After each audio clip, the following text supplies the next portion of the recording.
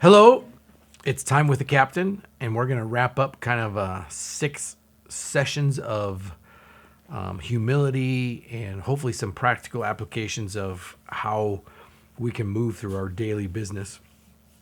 I'm going to end it in a somewhat famous verse, well known verse.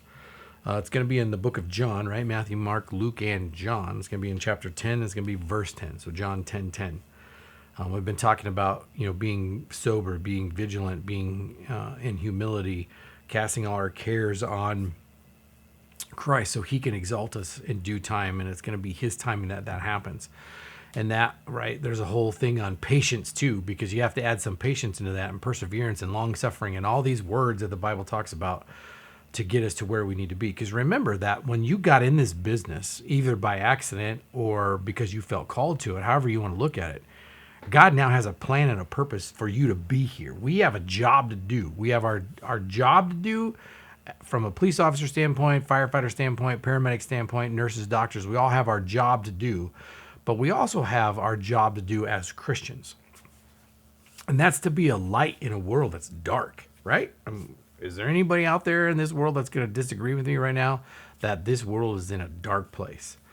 We are called to be that light, and sometimes that's not easy. And here is an interesting to help us with that. In John 10:10, Jesus is very specific of what happens, and it says this. It says, "The thief come not, but to kill," or excuse me, it says, "The thief come not, but to steal and kill and to destroy." Now, how do we process that? I process it this way. Our enemy of our soul, who wants to destroy us, take us out, keep us down, keep us feeling worthless, keep us feeling not good enough, right? Constantly just bombarding us with negativity. It's his words. Jesus is talking here. It says, "The thief cometh not, but for to steal and to kill and to destroy." He's trying to steal our joy. He's trying to steal our happiness. He's trying to kill us. He's trying to kill everything around us. And he's just destroying, causing wreak havoc and chaos.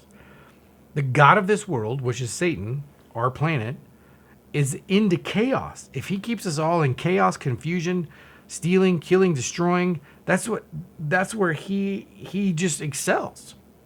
And we get caught up into that. All of us do. I get caught up into that, where we're just in the midst of this chaos and we're just like, ah, and we're in grumblings and we're talking bad about each other and all these other things, which is hard because I get to these moments, and this is where in several other sessions I've talked about being in those dark places.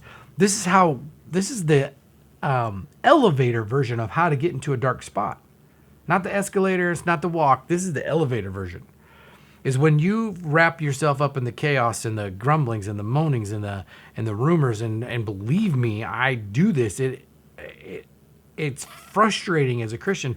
I talked about my mentor, one of the guys that I go to all frequently as a mentor of mine.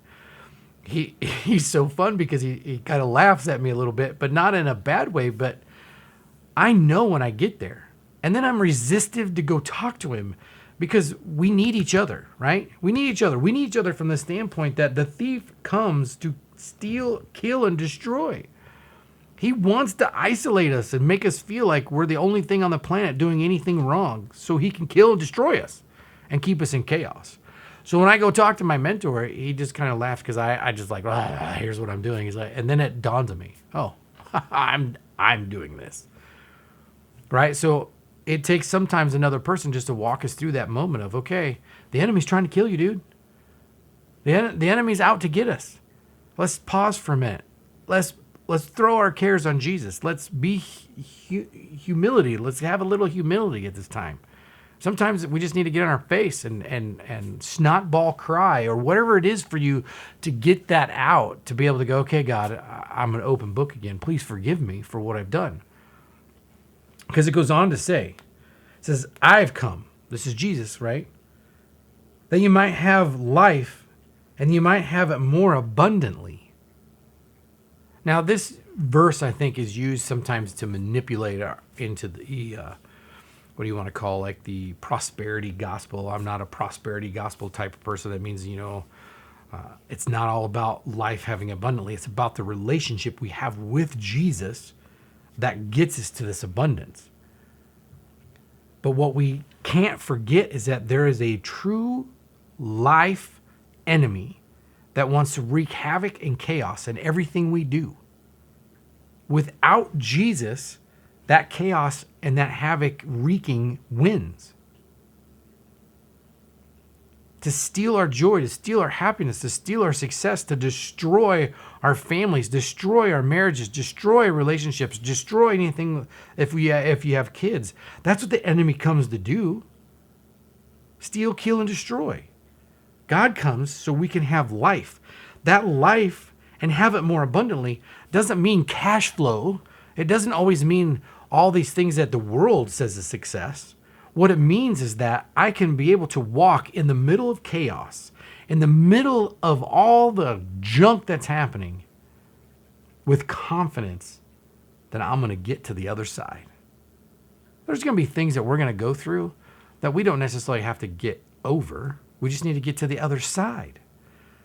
Once we get on the other side, it's great. Remember, I started this whole series kind of like Caleb and trying to go into the promised land and coming back with a good report, and that humbleness and that meekness. And if you are on the bad side of the report, you can literally cause the group of people to go in a direction that's bad. Don't be that person that causes that. Be the person that has everybody go, wait a minute. Let's look at this. Wait. Let's not follow the bad report. There's good. Here's why there's good. In fact, Jesus, it says in the Bible that if we just be quiet and listen to that still small voice, he'll guide our steps. How much more is it going to be effective if we are being guided by the person who created us, the person who created the universe? So sometimes we just got to stop. And I was just in this place not too long ago where I was just like, blah. And then your calls are like that, and it just seems like it piles on. The fact that I have a spiritual mentor that can slap me upside the head and go, what are you doing, is monumental. We all need one of these people. You need to have somebody of the same sex, remind you, I keep hammering that you can go to and say, man, I'm in this dark place. I'm doing these stupid things. That can lead you through a prayer that sometimes opens your eyes, and God can pour in his grace and mercy and forgiveness to you. Because the enemy comes to kill, steal, and destroy. Christ came to give us life and more abundantly. We can walk through the junk of the junk of the junk, see the same thing over and over and over and over again. Our marriages may be falling completely apart. Hang on to Jesus. Because at the end of it, you'll be exalted in his time if you do the right thing, if we continue to move in the right direction. Hard, easier said than done some days. But it is about the relationship between us and Jesus. That's what gets us through the dark times. That's what gets us to the next phase.